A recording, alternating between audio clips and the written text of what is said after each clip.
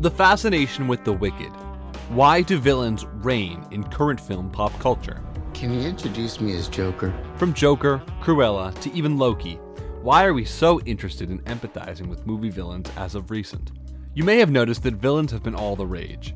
Reimagined villain backgrounds, like the Joker, or Harley Quinn's Birds of Prey, have completely revamped certain IPs. Villains without pre-existing pasts have been given completely original backgrounds, such as in Maleficent or Cruella, and beloved characters have even been given their own television shows to helm, such as in Loki.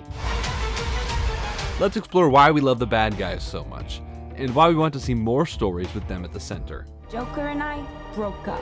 Explorations into beloved characters' pasts. Before we get into some more plausible explanations, the answer could be extremely simple.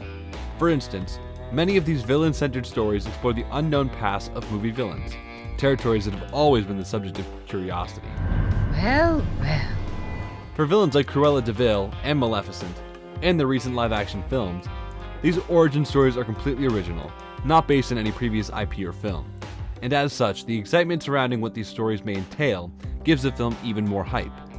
This could explain why Disney's live-action films based around these villains seem to gain more interest than their remakes of entire films, like The Lion King. Original stories based around iconic characters always sell, if done well, of course.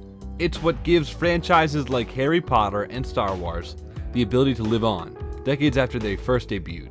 Let's finish this the way we started it. Together.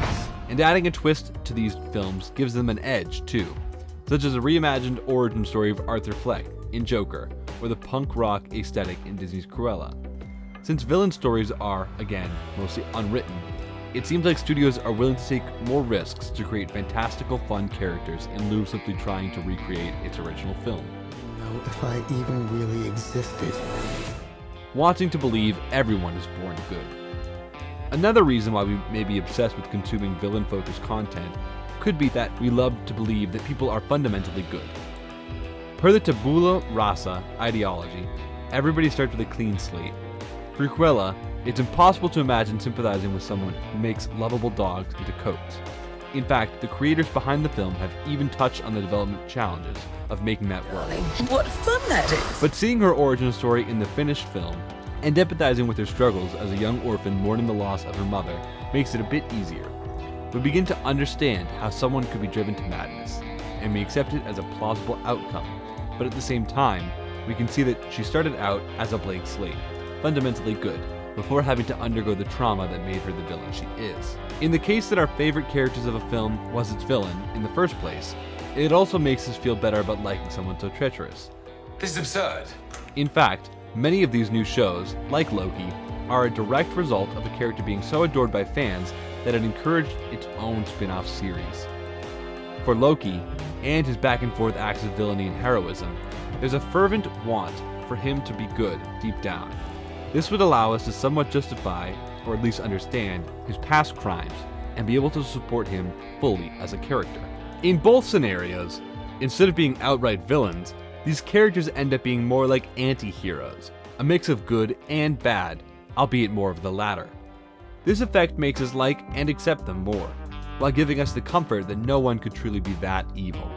Instead, they were all good before undergoing circumstances that caused them to go dark. You've literally stabbed people in the back like 50 times. Why never do it again? A fascination with the bad and ugly. At its core, this fascination with evil is simply part of being human.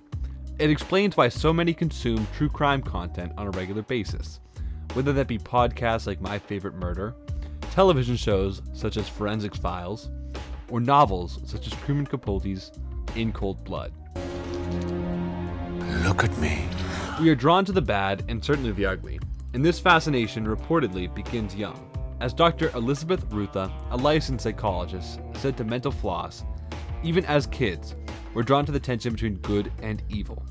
and true crime embodies our fascination with that dynamic. Through aging, that fascination simply matures into something more tangible. Of course, this fascination with evil and villainy is different than an obsession. The point is that, at its core, and to a certain level, it's normal and part of our human psychology to be interested in these subjects. And while more media is catered to the cooler villains like Loki or Cruella de Vil, I want to make trouble.